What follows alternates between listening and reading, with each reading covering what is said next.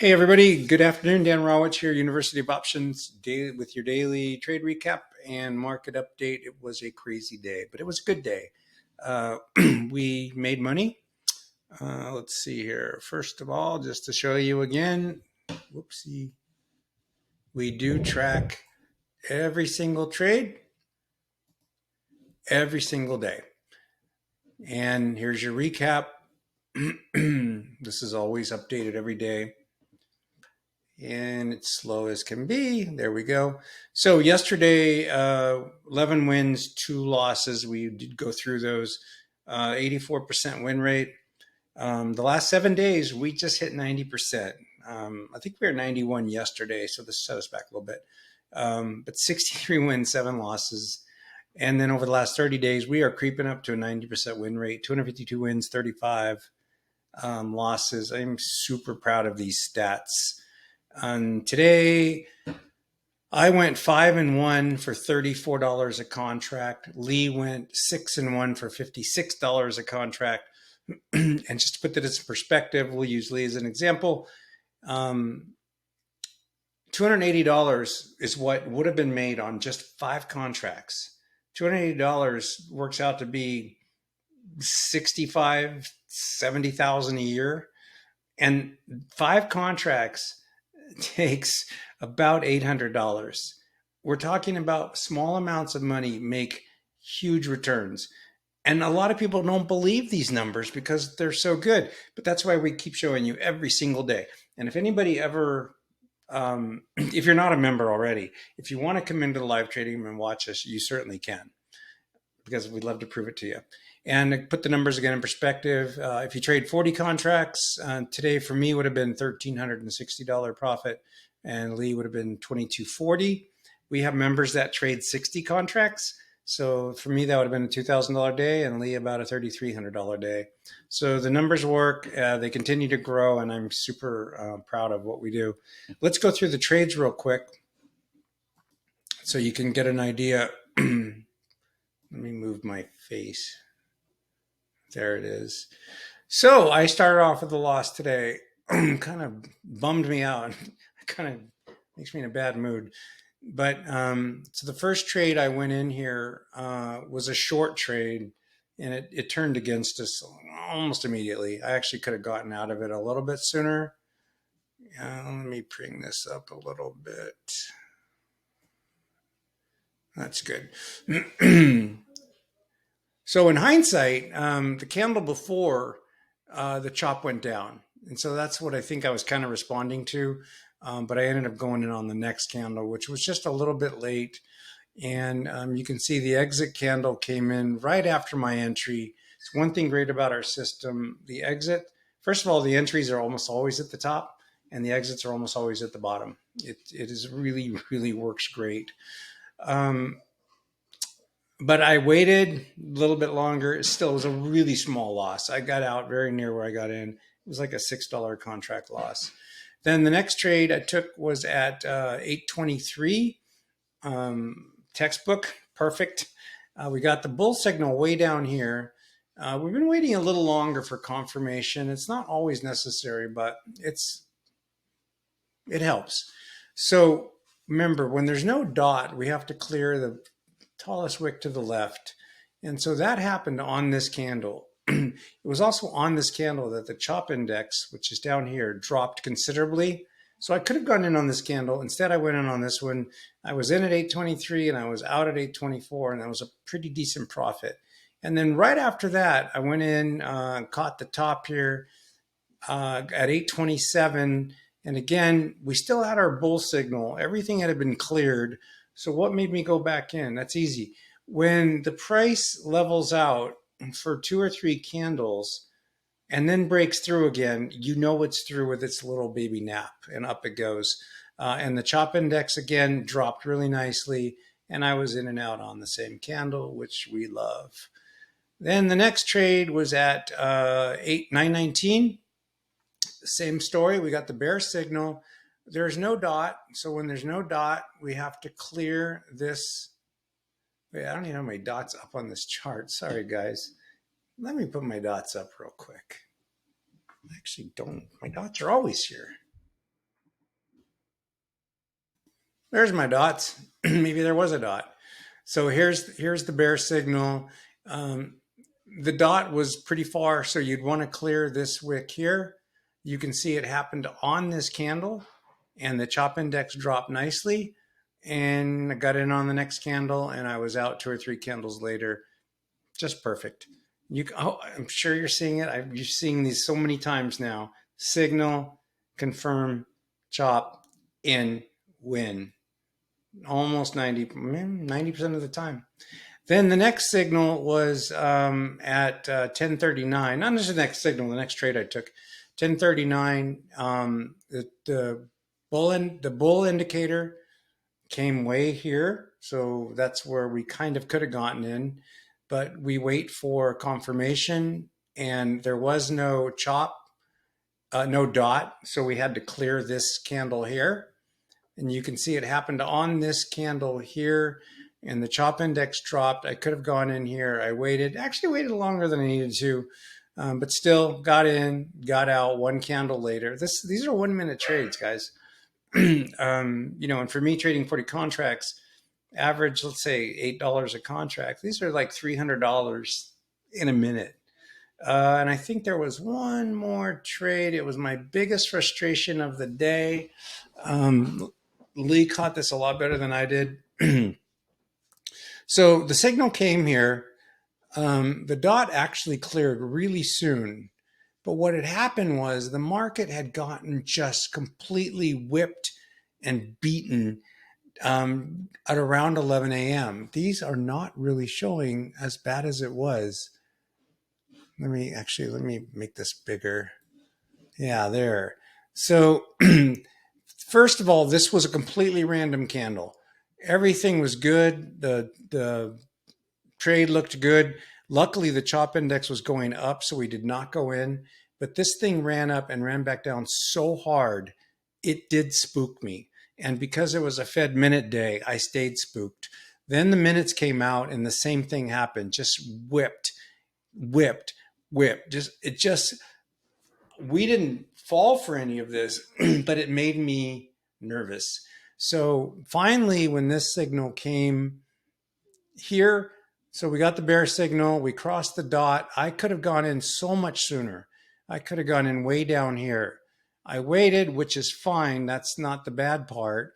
It's just that I jumped out actually on the same candle, and I made a small amount, like $5 a contract. And you can see what happened after. Like, this signal was so epic, and there's so much money to be made. And luckily, a lot of our members actually stayed with it. They weren't quite as spooked as I was. A lot of our members went back in after coming out. But I had a good day at this point. I made my daily goal, and I had my 7 trades. So, but anyway, I did leave a lot of money on the table today. That's okay. All right, now for the market update. Can we talk about dark pools for a minute? This will blow your mind, as I hope it did yesterday. So the dark pools just started rolling in this morning at 414.04.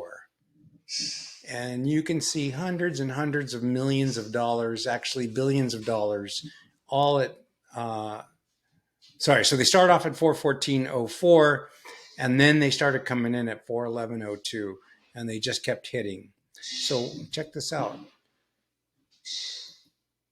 This line, what happened to my line?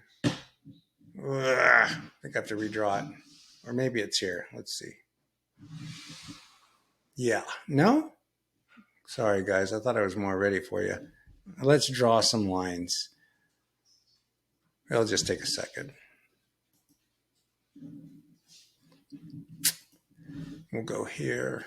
So the dark pools were 1404 and 414.04 and 411.02. Okay. So 414.04. Let's put a line up there.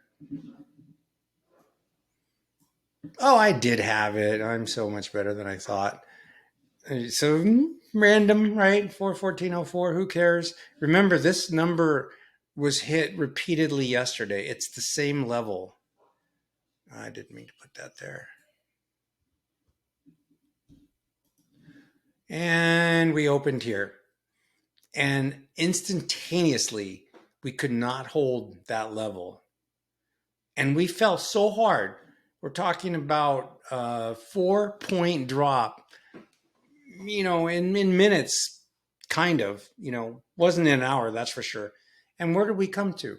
We fell right down to 410.54, which make sure I got that number right because that sounds a little different. I drew my line wrong. 411.02. I don't know what's wrong with me today. Sorry, guys.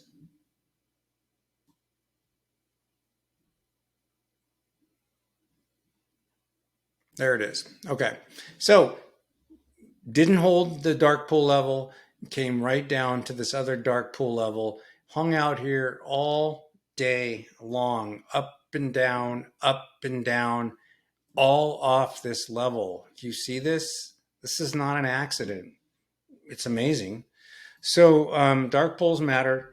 You can also see here the trend is still very red. We're seeing a lot more puts than calls. And then if you look at the heat score, you're starting to see some calls come in. They're not huge orders, but they're coming. We're still way put oriented. You can see it's just almost all puts. So there's that. Then let's look at this options flow. Once again, it was just dirty and ugly. Start off the morning. Remember, it was like maybe it was going to hold that dark pool level. Let me add that dark pool level. And then it didn't. And when it failed, the options flow just got as ugly as can be, came down. Options flow stayed ugly pretty much all day. So this was all day long. It was a pretty bearish day after the morning. And then we have just our open interest by strike prices. You can see it's all red. And then the dealer hedging, they're still hedging green. And finally, I've been talking about this every day. Ultimately, all of this green hedging was going to have to bring the market down, because it's not that it brought it down, but this is telling you that the market is very bearish and the dealers have to hedge against that. So they have to buy shares or buy calls to take care of themselves. And until this starts going red, I don't think you're going to see the market improve. Last but not least, the GEX. This is the gamma exposure. This is really, truly the dealer exposure. And you can see here, 410. Remember where we ended up. Remember where the market came to. This is the level we talked about yesterday. 411 also, 412 a little, but this was the main level. And then also this 414, this is where it fell apart. This is all negative hedging. This is all the dealers covering a bunch of short trades that they have out there. So I don't see this improving. And as you know, these options have told the truth every single day.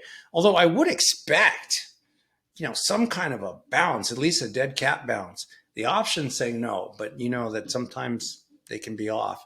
So don't go crazy tomorrow going short. Then we have our time cycle data. And again, we talk about this. When this magenta line is going down, it's bearish, plain and simple. Always has been, always will be. And when the white line is going up, that's the longer term market. And when this is going up and this going down, you get a lot of chop. This is not really going up. It's starting to bend down a little bit. So super bearish. Talked about the NASDAQ now 4 or 5 days in a row. It is stuck in this upper reversal zone. But to me, you got to squint, but it's starting to come down just a little bit. So I think this is probably starting to border on maybe a little bit more bearish. And then you can see real clearly, well, maybe not real clearly. Let me click on this. I don't know why it's not opening. Okay, well, this is bending down. This is bending down. So not good. So these time cycle projections are not looking pretty. And now you can see the SPY. Remember, this pink line is predictive. And you can see how the price has followed the pink line so well. It's not perfect, but directionally it's sound. And you can see we're due for still more of a dip here. The NASDAQ showing maybe a little bit of a run up and then a really big fall down. Last but not least, we'll look at our big money data. I think tomorrow we're going to see the big money was really selling. There, you can see it today. So the big money index, again, these are the largest funds in the world. Down to 48.7. Yesterday was 50.1, day before 50.3, day before that 50.6, then 51, 52. You get it. All selling. And as I've told you repeatedly, I have never seen the market climb when this is declining. It did for a while. A couple weeks ago, I talked about this divergence, and I thought that this divergence was a really good opportunity to go short. Then if you scroll down here, you can see more selling than buying. 59 sells, 35 buys.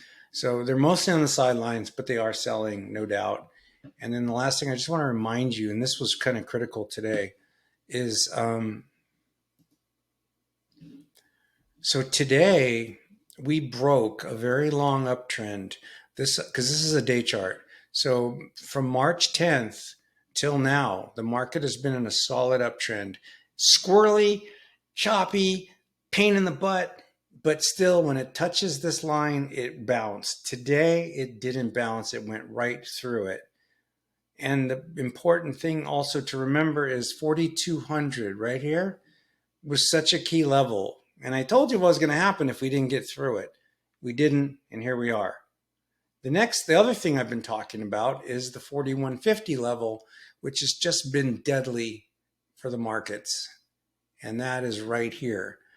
So it looks like we failed again. And I don't know how far this is going to go, but I think I can help a little bit by telling you that this is a Fibonacci first level, 23.6% drop.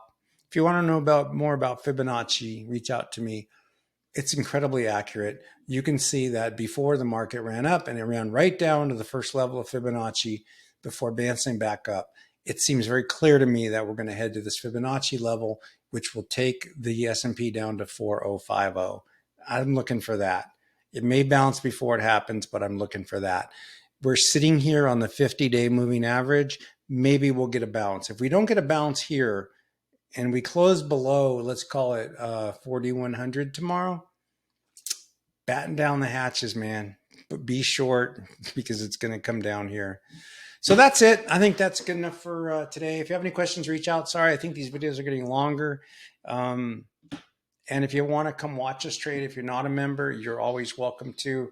And I'm always here to answer questions for you. Okay, thanks. Take care. Bye.